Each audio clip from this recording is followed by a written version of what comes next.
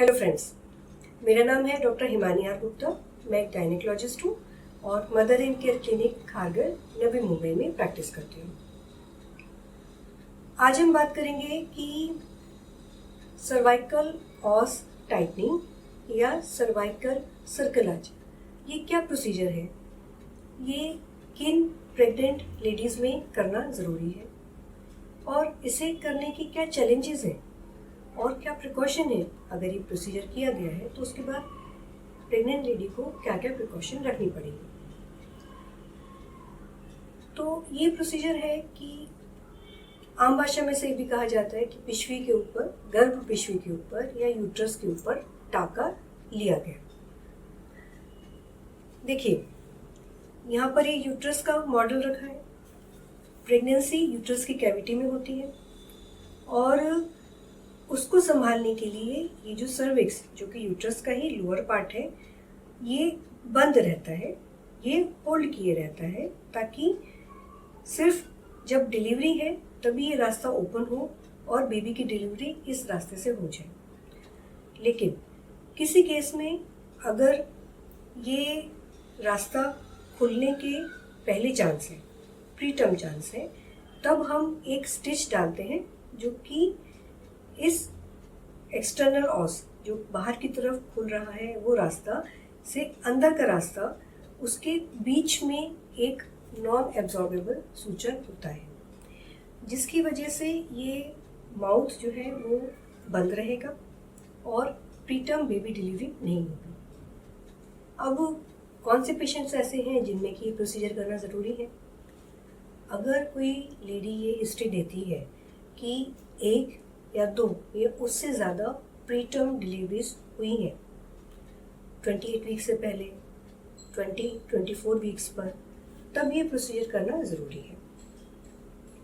और डिलीवरी भी कैसे हुई कि अचानक से लेबर पेन शुरू हो गया और डिलीवरी हो गई, या लेडी को लेबर पेन के बारे में पता ही नहीं चला और जब उसे वेजाइना में कुछ प्रेशर फील हुआ या पानी का डिस्चार्ज हुआ तब उसे समझ में आया ये तो लेबर पेन चालू हो गया है और बेबी डिलीवरी होने वाली है।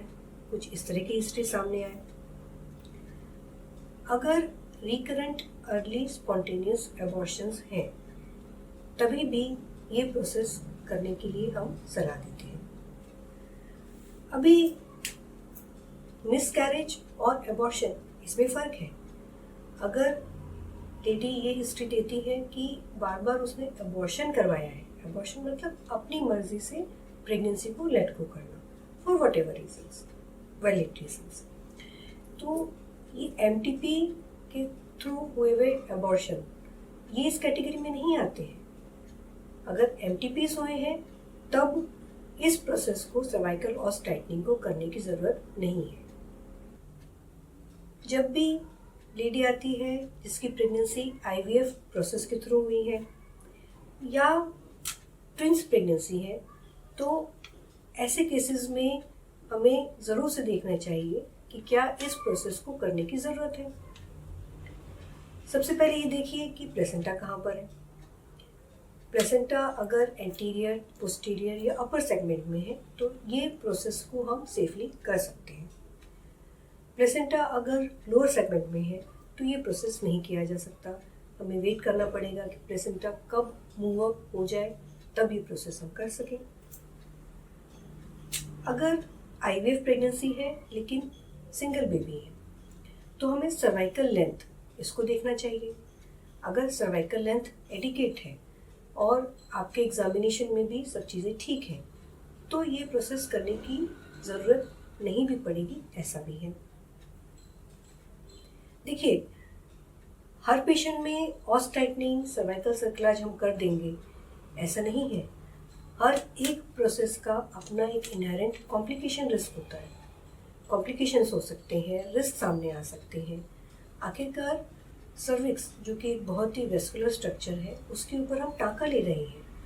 वो टाँका लेने से भी तो ब्लीडिंग होती है, वो टाँका लेने से भी तो कई बार यूट्रस स्टिमुलेट हो जाता है और अपने आप से लेबर में चला जाता है। तो कोई भी प्रोसेस प्रेग्नेंट स्टेट में अगर किया जा रहा है तो हमेशा रिस्क वर्सेस बेनिफिट, इसको बहुत सोच समझ के ही हम आगे डिसीजन लेते हैं। ऐसे ही ये डिसीजन रैंडमली हर पेशेंट में किया जाएगा ऐसा बिल्कुल भी नहीं है। तो अभी जैसे हमने बात की कि जब ये प्रोसेस हम कर रहे हैं तो क्या चैलेंजेस सामने आ सकते हैं। ब्लीडिंग का चैलेंज सामने आ सकता है, अपने आप से पेशेंट लेबर में चला जाएगा, ये प्रोसेस फेल होगा, इसके चांसेस हो सकते हैं। मेम्ब्रेन रप्चर होने के चांसेस हो सकते हैं। अगर ऑस ओपन है और हम टाका लेने की कोशिश कर रहे हैं तो नीडल प्रिक से वहाँ पर मेम्ब्रेन्स रप्चर हो जाएंगी। वो एक ऐसा कॉम्प्लिकेशन है जिसको मैनेज करना बिल्कुल भी आसान नहीं है, ये भी चांसेस हो सकते हैं। कट थ्रू होगा, ये भी चांसेस हो सकते हैं। सर्विक्स में कुछ टीयर एवर्जन्स होंगे, ये भी हो सकता है। जो हम सूचर मटेरियल यूज़ करते हैं आजकल, मर्सलिन टेप, ये एक सूचर मटेरियल यूज़ किया जाता है जिसकी विड्थ काफ़ी होती है। तो वो विड्थ को संभाल पाने के लिए भी तो वो सर्विक्स की लेंथ एडिकेट होनी चाहिए, तभी तो हम वहाँ पे वो टाका डाल सकेंगे, ये भी ज़रूरी है। जो कन्वेंशनल सूचर मटेरियल्स हैं जैसे कि प्रोलेन, जैसे कि एथिलॉन, वो सूचर मटेरियल पतले होते हैं, धागे की तरह से होते हैं, लेकिन उनमें आगे चल के कट थ्रू होगा उसके चांसेस होते हैं, उसको भी देखना पड़ेगा। जब भी सर्वाइकल सर्कलाज या ऑस टाइटनिंग, ये प्रोसेस फर्स्ट ट्राइमेस्टर के एंड होते होते तक सेकेंड ट्राइमेस्टर में एंटर करते हुए ये किया जाए तो ये टेक्निकली करना आसान होता है, क्योंकि तब तक यूट्रस जो है वो पेल्विक ऑर्गन है और जब हम विजाइना के थ्रू सर्विक्स तक पहुंचने की कोशिश कर रहे हैं तो वो एक्सेस हमें मिल जाता है। लेकिन शॉर्ट सर्विक्स की जो फाइंडिंग है, अगर वो सेकेंड ट्राइमेस्टर लेट में हमें पता चले, 20 वीक्स के आसपास पता चले या उसके बाद पता चले, तब टेक्निकली ये ऑपरेशन काफ़ी चैलेंजिंग हो सकता है, क्योंकि यूट्रस जो है अब एब्डोमिनल ऑर्गन बन गया है और एब्डोमिनल ऑर्गन बनते ही उसने सर्विक्स को भी पुल अप कर लिया। जब वेजाइना के थ्रू हम ऑपरेट करना चाह रहे हैं, उस सर्विक्स तक पहुंचना चाह रहे हैं, तो हमें एक्सेस ही मिलना कई बार बड़ा मुश्किल हो जाता है। ऐसे केस में हमारे पास में अल्टरनेटिव रहता है कि हम लेप्रोस्कोपिकली वहाँ पर सूचर डाल सकें, लेकिन लेप्रोस्कोपिकली ये ऑपरेशन कर पाना इंडिया के हर पार्ट में पॉसिबल होगा ये ज़रूरी नहीं है, क्योंकि प्रेग्नेंट पेशेंट तो सब जगह है। जो बड़े शहर हैं, बड़े सेंटर्स हैं, वहाँ पे लेप्रोस्कोपी की सुविधा हमेशा अवेलेबल होती है। अगर विजाइनली उस प्रोसेस को करने में तकलीफ आ रही है तो इजीली उसको लेप्रोस्कोपी में कन्वर्ट किया जा सकता है। लेप्रोस्कोपिक सर्जन्स स्टैंड बाई लेके हम ये प्रोसीजर कर सकते हैं।